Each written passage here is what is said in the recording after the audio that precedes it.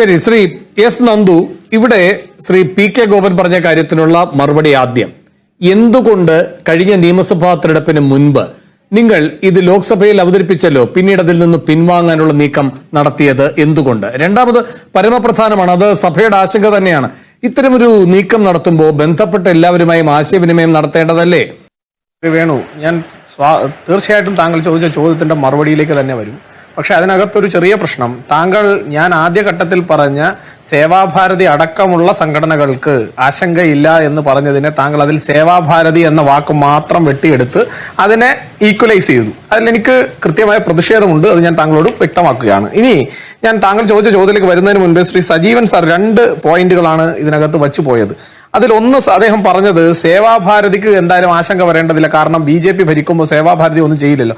ഞാൻ ചോദിക്കുന്നത്, ശ്രീ സജീവൻ സാർ വളരെ മുതിർന്ന മാധ്യമ പ്രവർത്തകനാണ്, അദ്ദേഹത്തിന് പരിണിതപ്രജ്ഞനായിട്ടുള്ള മാധ്യമ പ്രവർത്തകനാണ്, അദ്ദേഹത്തിന് അറിവുള്ള കാര്യം തന്നെയാണ് 2014 മുൻപും കേരളത്തിലും ഇന്ത്യയിലും സേവാഭാരതി എന്ന് പറയുന്ന പ്രസ്ഥാനം ഇവിടുത്തെ സേവന പ്രവർത്തനങ്ങൾക്ക് ഇവിടെ ആരോരുമില്ലാത്തവർക്ക് തണലൊരുക്കിക്കൊണ്ട് ഇവിടെ തന്നെ ഉണ്ടായിരുന്നു, കേരളത്തിലും രാജ്യത്തും ഉണ്ടായിരുന്നു എന്ന് അദ്ദേഹത്തിന് അറിയാം. അപ്പോൾ അന്ന് കോൺഗ്രസ് സർക്കാർ ഈ പറയുന്ന സേവാഭാരതിയെ സഹായിച്ചത് കൊണ്ടാണോ? അല്ല. അവിടെ കൃത്യമായി ഒരു വിഷയത്തിൽ എന്താണോ രാജ്യം അനുശാസിക്കുന്ന നിയമം, ആ നിയമത്തിന് അനുസൃതമായി പ്രവർത്തിക്കുന്നവരാണ് ഇവിടെയുള്ള ഭൂരിഭാഗം NGOകളും എന്നുള്ള പക്ഷം എനിക്കുണ്ട്.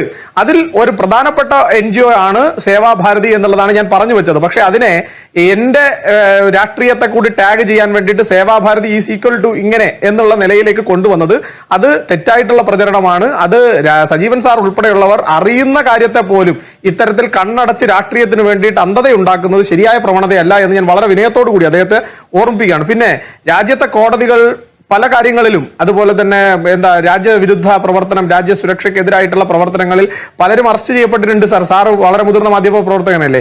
1990കളിൽ ഇന്ത്യ മഹാരാജ്യത്തിന് അഭിമാനമാകേണ്ടിയിരുന്ന ക്രയോജനിക് എഞ്ചിന്റെ പ്രവർത്തനത്തിൽ ഏർപ്പെട്ടിരുന്ന നമ്പി നാരായണൻ എന്ന് പറയുന്ന കേരളത്തുകാരനായിട്ടുള്ള ഒരു സയന്റിസ്റ്റിനെ ആരാണ് സാർ അറസ്റ്റ് ചെയ്ത് രാജ്യവിരുദ്ധനാക്കി ഈ നാട് മുഴുവൻ ചെണ്ട കൊട്ടി അദ്ദേഹത്തെ അപമാനിച്ചത്?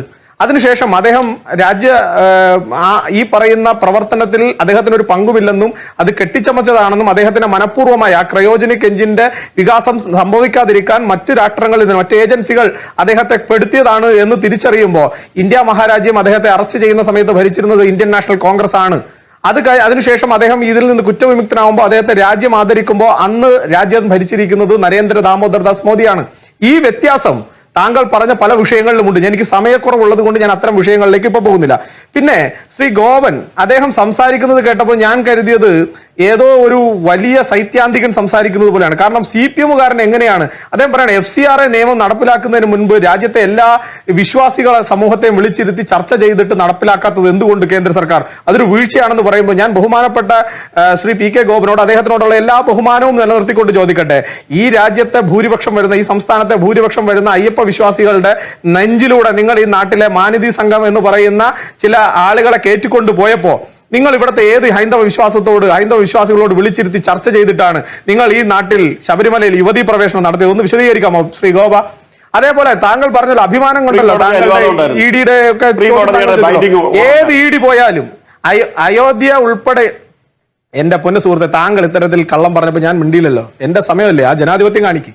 നിങ്ങൾക്ക് ഇല്ല എന്ന് എനിക്കറിയാം, എന്നാലും ആ ജനാധിപത്യം കാണിക്ക്. അതായത് താങ്കൾ ഇപ്പൊ അഭിമാന പുരസ്സരം പറഞ്ഞല്ലോ, അവിടെ നോക്കൂ ഇവിടെ നോക്കൂ, അയോധ്യയെ കുറിച്ച് പറഞ്ഞല്ലോ. അയോധ്യയിൽ SIT രൂപീകരിച്ചത് BJP-യുടെ ഗവൺമെന്റ് ആണെന്നേ. അതിൽ തെറ്റുകാരുണ്ടെങ്കിൽ അവിടെ ED പോവേണ്ടതുണ്ടെങ്കിൽ ED പോകുന്നേ. അവിടെ ED പോകുമ്പോൾ ഒരു ഗുണ്ടയും ഒരു തെരുവ് ഗുണ്ടകളും മുണ്ട് മാടിക്കെട്ടിക്കൊണ്ട് അവിടുത്തെ ED ഉദ്യോഗസ്ഥന്മാരെ ആക്രമിക്കില്ല. പക്ഷെ കേരളത്തിൽ സഖാവ് പിണറായി വിജയന്റെ മടിയിൽ കനമില്ലെങ്കിൽ എന്തിനാണ് മകളെ തേടി വന്ന ED ഉദ്യോഗസ്ഥന്മാരെ ആക്രമിക്കാൻ ഈ നാട്ടിലെ തിരുവനന്തപുരത്തെ മുഴുവൻ തെരുവ് ഗുണ്ടകളെയും കൊണ്ടുവന്ന് ഇറക്കി നിർത്തിയതൊന്ന് മറുപടി പറയാമോ പി കെ ഗോപ? അപ്പൊ നിങ്ങളുടെ രാഷ്ട്രീയത്തിന്റെ നിങ്ങളുടെ ഇല്ലായ്മകളെ മറച്ചു വെച്ചിട്ട് ഞങ്ങളുടെ നേർക്ക് കുതിര കയറാൻ വേണ്ടിയിട്ട് വരണ്ട. ഇനി താങ്കളെ സംബന്ധിച്ചിടത്തോളം ഞാൻ വേറൊരു കാര്യം കൂടി പറയാം. താങ്കൾ ഇവിടെ ക്രൈസ്തവ സമൂഹത്തെ മുഴുവൻ ഞങ്ങളങ്ങ് അടിച്ചമർത്തുകയാണ് എന്ന് താങ്കൾ കുറെ പേരുകൾ എടുത്തു വെച്ചു. ഇത് CPM-ന്റെ വാട്സ്ആപ്പ് യൂണിവേഴ്സിറ്റിയിൽ നിന്ന് ദൈനംദിനം ക്ലാസ് എടുക്കുന്ന താങ്കൾക്ക് ഇത്ര വിവരമേ ഉണ്ടാവൂ എന്ന് എനിക്ക് ബോധ്യമുണ്ട്. പക്ഷെ എങ്കിൽ പോലും ഒരു പൊതു ചർച്ചയിൽ വന്നിരിക്കുമ്പോൾ, പ്രധാനപ്പെട്ട ഒരു മാധ്യമത്തിന്റെ ചർച്ചയിൽ വന്നിരിക്കുമ്പോൾ, ആ ചർച്ചയിൽ വന്നിരിക്കുമ്പോൾ അനുശാസിക്കേണ്ടതായിട്ടുള്ള ചില നിലപാടുകൾ താങ്കൾ എടുക്കണമെന്ന് ഞാൻ വളരെ വിനയത്തോടു കൂടി താങ്കൾ ഓർമ്മിപ്പിക്കുക. ആലപ്പുഴയിൽ ചാരുമൂട്ടിൽ കരോൾ സംഘത്തിന്റെ തലയിൽ കമ്പി കൊണ്ട് അടിച്ച DYFI-കാരൻ ഏത് പാർട്ടിയുടെ നേതാവാ പ്രിയപ്പെട്ട ഗോപ? ഒന്ന് പറഞ്ഞു കൊടുത്തേ കേരളത്തിലെ സാധാരണപ്പെട്ട ക്രൈസ്തവ സമൂഹത്തോട്. നിങ്ങൾ ഈ കേരളത്തിനകത്ത് നിങ്ങൾ SC/ST വിഭാഗത്തിന്റെ ആൾക്കാരെ കുറിച്ച് പറയുന്നില്ലല്ലോ. നിങ്ങൾ ഈ പാലക്കാട്ട് കെട്ടിത്തൂക്കിക്കൊന്ന DSP-ക്ക് ഉദ്യോഗ കയറ്റം കൊടുത്ത ആളാരാ? നിങ്ങളുടെ മുഖ്യമന്ത്രി സഖാവ് പിണറായി വിജയനല്ലേ? നിങ്ങൾ ഞങ്ങളെ ദളിത് പ്രേമം പഠിപ്പിക്കുക. ഈ നാട്ടിൽ മധുവിന് ഒരു ജാൺ വയറിന് മധുവിനെ തല്ലിക്കൊന്ന പാർട്ടി ഞങ്ങളെ പഠിപ്പിക്കുക. നിങ്ങളുടെ ട്യൂഷൻ ക്ലാസ്സിൽ നിന്ന് ഈ കാര്യങ്ങളൊന്നും പഠിക്കേണ്ട ഗതികേട് കേരളത്തിലെ ഒരു രാഷ്ട്രീയ പ്രസ്ഥാനത്തിനും ഇല്ല, അത് പ്രത്യേകിച്ച് BJPക്ക് ഇല്ല. അതുകൊണ്ട് ശ്രീ ഗോപൻ ചില കാര്യങ്ങൾ പറയുമ്പോൾ സ്വന്തം പാർട്ടി എങ്ങനെയാണ് എന്ന് നോക്കിയിട്ട് വേണം ഞങ്ങളെയൊക്കെ ഉപദേശിക്കാൻ വേണ്ടി വരാൻ. ഇനി ശ്രീ വേണു അദ്ദേഹം ചോദിച്ച 2 ചോദ്യങ്ങൾ, അതൊന്ന് ഗോപൻ ചോദിച്ച ചോദ്യത്തെ അദ്ദേഹം എന്റെ മുകളിലേക്ക് വച്ചതാണ്. ആ ചോദ്യത്തിന് ഞാൻ കൃത്യമായി മറുപടി പറയാം. അന്ന് തന്നെ കിരൺ റിജിജു പറഞ്ഞിരുന്നു, ഈ വിഷയവുമായി ഞങ്ങൾ മുന്നോട്ട് പോകും, നിങ്ങൾക്ക് എന്തെങ്കിലും തരത്തിലുള്ള ആശങ്കകൾ ഉണ്ടെങ്കിൽ ആ ആശങ്കകൾ നിങ്ങളോടൊപ്പം ചർച്ച ചെയ്യാനും അതിൽ പരിഹാരം കണ്ടെത്താനും ഞങ്ങൾ തയ്യാറാണ്. പക്ഷെ ഈ നിയമ ഭേദഗതിയിൽ നിന്ന് ഈ സർക്കാർ പിന്നോട്ട് പോകില്ല എന്ന് ആ ഇലക്ഷൻ സമയത്തും കൃത്യമായി പറഞ്ഞ പാർട്ടിയാണ് ഭാരതീയ ജനതാ പാർട്ടി. ശ്രീ കിരൺ റിജിജുയുടെ ആ കാലഘട്ടത്തിലെ പത്ര പ്രസ്താവനകൾ കണ്ടു കഴിഞ്ഞാൽ കൃത്യമായി നിങ്ങൾക്ക് ആ കാര്യം ബോധ്യപ്പെടും. ഒന്ന്. ഇനി രണ്ടാമത്തെ കാര്യം, താങ്കൾ ചോദിച്ചല്ലോ എന്ത് മാറ്റമാണ് 2020 ഈ പറയുന്ന നിയമം ഭേദഗതി ചെയ്തതിനു ശേഷം രാജ്യത്താകമാനം ഉണ്ടായത്. ഒരുപാട് NGOകൾ പൂട്ടിപ്പോയി. ശരിയായിരിക്കാം, ചില താങ്കൾ പറഞ്ഞതുപോലുള്ള ചില നല്ല സംഘടനകൾ ചിലപ്പോൾ പിടിച്ചു നിൽക്കാൻ സാധിക്കില്ല. ഇത്തരം സ്ട്രിക്റ്റ് ആയിട്ടുള്ള ചില നിയമങ്ങൾ വന്നപ്പോൾ സാധിക്കാതെ പോയിട്ടുണ്ടാവാം. ഞാൻ അതിനെ ഇകഴ്ത്തി കാണുകയോ അതിനെ തെറ്റായി വ്യാഖ്യാനിക്കുകയോ ചെയ്യുന്നില്ല. പക്ഷെ ഒരു കാര്യമുണ്ട്, രാജ്യത്ത് നക്സൽബാരി പ്രവർത്തനം, ബീഹാർ ഉൾപ്പെടെയുള്ള സംസ്ഥാനങ്ങളിലെ നക്സൽബാരി പ്രവർത്തനം അവസാനം കുറിക്കാൻ നമുക്ക് സാധിക്കുന്നത്, തുടക്കം വയ്ക്കുന്നത് 2020 ഈ നിയമം ഭേദഗതി ആയതിനു ശേഷമാണ്. താങ്കൾ പരിശോധിച്ചോളൂ, ആഭ്യന്തര വകുപ്പിന്റെ റിപ്പോർട്ടുകളുണ്ട് അതിനെ അടിസ്ഥാനപ്പെടുത്തുന്ന.